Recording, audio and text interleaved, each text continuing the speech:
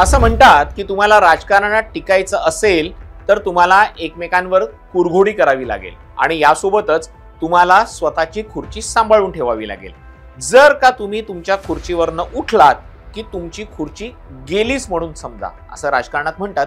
आणि म्हणूनच त्याच्यावरनं आता एक नवीन शब्दप्रयोग रूढ झालाय, आपली खुर्ची सोडायची नाही।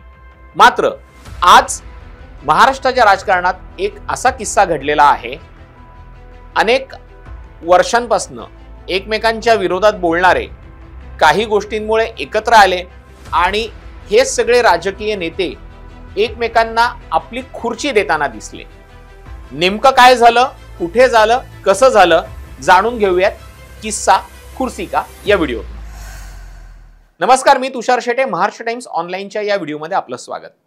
आता आपल्याला माहिती आहे की मतदार याद्यांमध्ये घोळ झालेला आहे आणि हा घोळ झाल्याचा आरोप करत मविया आक्रमक झालेली आहे। राज ठाकरे सुद्धा आक्रमक झालेले आहेत। याच संदर्भात मविया आणि ठाकरे बंधू या दोघांनी एकत्रितपणे काल मंत्रालयामध्ये आणि मंत्रालयासमोरच्या इमारतीमध्ये निवडणूक निर्णय अधिकाऱ्यांची भेट घेतली। आता कालची भेट त्यांची अर्धवट राहिलेली होती आणि म्हणून आज पुन्हा त्यांना भेट घ्यायची होती। आज पुन्हा भेट घेतली। निवडणूक निर्णय अधिकारी आणि या सगळ्यांबरोबर मनसेच्या नेत्यांची, ठाकरे बंधूंची आणि मवियातल्या सगळ्या नेत्यांची चर्चा सुरू होती। आता यामध्ये आपल्याला माहिती आहे की या चर्चेमध्ये राज ठाकरे प्रचंड अग्रेसर होते आणि आक्रमक सुद्धा होते। मतदार याद्यांमधला घोळ जोपर्यंत संपत नाही तोपर्यंत निवडणुका घेऊ नका अशी आग्रही भूमिका त्यांनी घेतली होती। राज ठाकरेंच्या या भूमिकेमुळे मवियातल्या काही नेत्यांची कोंडी झाल्याचं ऐकायला मिळतंय। खरं खोटं आपल्याला थोड्याच दिवसात कळेल। आता किस्सा कुर्सी का म्हणजे काय हे मी तुम्हाला सांगतो।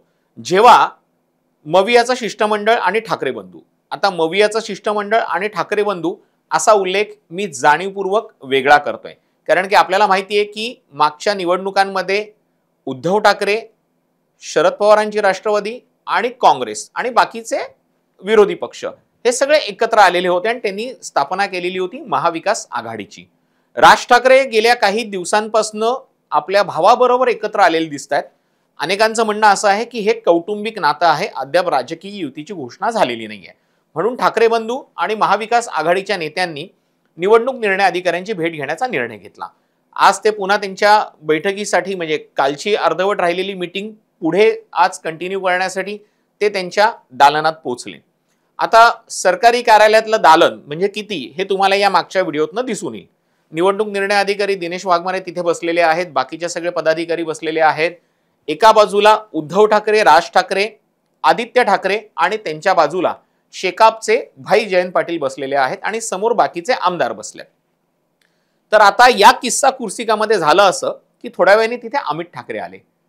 अमित ठाकरेंना बसायला जागा नव्हती, अमित ठाकरे उभे होते आणि ते उभे असलेलं पाहून आदित्य ठाकरे पटकन म्हणाले, अमित बस ना। आता अमित ठाकरेंना बसायला जागा नव्हती, मग ते बसणार कुठे हा प्रश्न होता। थोड्या वेळाने जयंत पाटील उठून हे उद्धव ठाकरे आणि राज ठाकरेंशी बोलायला गेले। त्या दोघांच्या खांद्यावरती हात ठेवून ते त्यांच्याशी काहीतरी बोलत होते आणि अचानक उद्धव ठाकरेंनी खास ठाकरी शैलीतला हा टोमणा निवडणूक निर्णय अधिकारी दिनेश वाघमारे यांना मारला।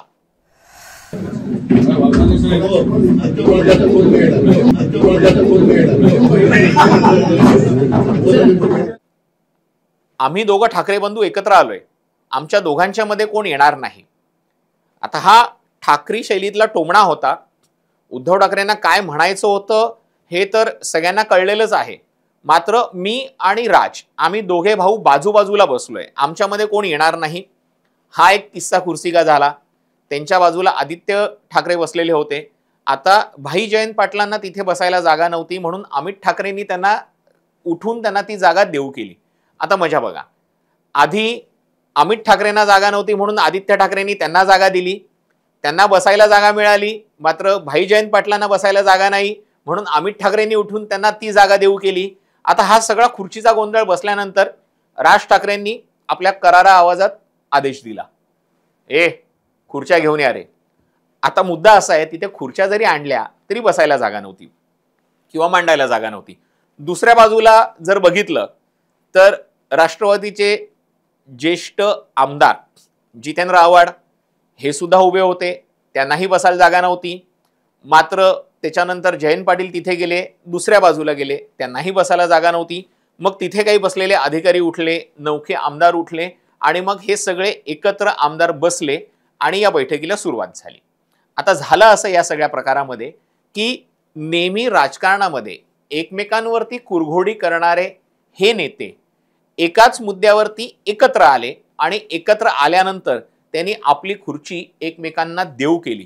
त्यामुळे निवडणूक अधिकाऱ्यांच्या बैठकीमध्ये जी चर्चा झाली त्या चर्चेसोबतच सगळ्यात जास्त चर्चा रंगली होती किंवा सगळ्यात जास्त चर्चा सुरू झालेली होती ती एकमेकांना ही खुर्ची देण्याची.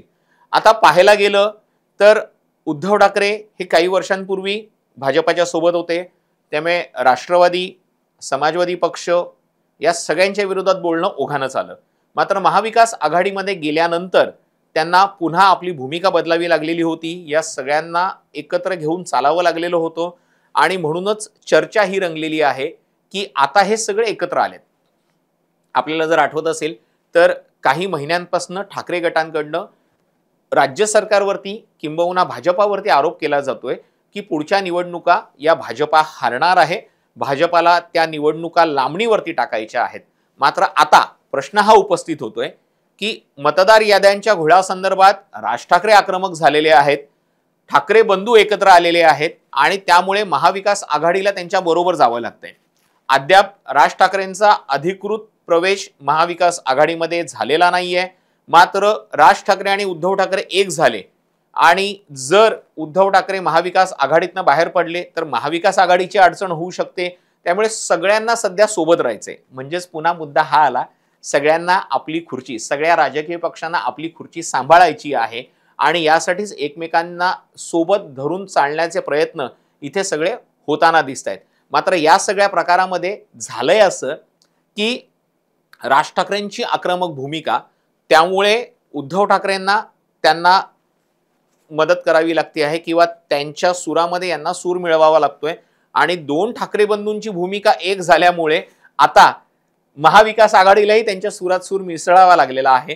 सगळ्याच राजकीय पक्षांनी म्हणजे विरोधकांनी, महाविकास आघाडीतले सगळे महत्त्वाचे राजकीय पक्ष आणि उरलेले घटक पक्ष यांनी आता मागणी केलेली आहे निवडणुका पुढे ढकलण्याची. जोपर्यंत मतदार याद्यांमधला घोळ संपत नाही तोपर्यंत या निवडणुका पुढे ढकलाव्यात अशी मागणी त्यांच्याकडनं केली जाते. मग आता ही मागणी करणं योग्य तर आहेच. म्हणजे मतदार याद्यांमधला घोळ आहे, त्याचा प्रत्येकाला मनस्ताप होतोय. म्हणजे याविषयी तर एक जोक पण काही म्हणजे निवडणुका आल्या की हा एक जोक आपल्याला सोशल मीडियावरती व्हायरल होताना दिसतो. एक आजोबा जातात, एका सेंटरवरती जातात, यादीतलं नाव बघतात आणि अचानक रडायला लागतात. लोक त्यांना विचारतात, आजोबा काय झालं? ते म्हणतात, नाही मी आलो होतो, काही वेळापूर्वी माझी पत्नी येऊन मतदान करून गेली, तर मला तिला भेटायचं होतं, बिचारी 5 वर्षापूर्वीच मला सोडून गेलेली होती. म्हणजे हे सत्य जरी असलं तरी ते विदारक आहे. मतदार याद्यांमधला घोळ, मतदानातला घोळ, कशा पद्धतीनं बोगस मतदान होतात, एकाच प्रभागातली नावं कशी डिलीट केली जातात, दुसरी नावं कशी वाढवली जातात, हे सगळं आहे. मग माझा मुद्दा इथे हा आहे की हे जर सगळं राजकीय पक्षांना दिसतं आहे तर मग राजकीय पक्षांनाच ही भूमिका घ्यावी लागते. मग निवडणूक निर्णय अधिकारी, निवडणूक आयोग, राज्य निवडणूक आयोग, भारत निवडणूक आयोग नेमकं करतंय काय? तुमचे अधिकारी जेव्हा घरी जाणार, तुम्हाला तिथे कोण दिसलं नाही तर तुम्ही थेट त्याच्या नावावरती काट मारून शेरा मारून टाकणार की इथे कोण राहत नाही म्हणून ती नावं डिलीट करणार आणि गठ्ठेच्या गठ्ठे म्हणजे बल्कच्या बल्क नावं जी आहेत ती ऑल ऑफ सडन तुम्ही वाढवणार. मग हा घोळ आहे. म्हणजे ही सिस्टीम इतकी खराब झालेली आहे की तुम्ही मतदारांबरोबर घोळ करताय, मतदारांशी प्रतारणा करताय आणि हे सगळं सुरू आहे ते नेमकं कोणाच्या आशीर्वादाने सुरू आहे?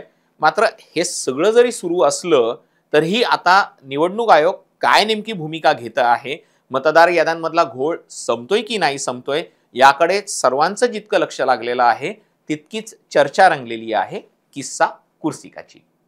तुम्हाला हा व्हिडिओ कसा वाटला आम्हाला कमेंट करून नक्की सांगा. तुर्तास इथेच थांबतोय. धन्यवाद.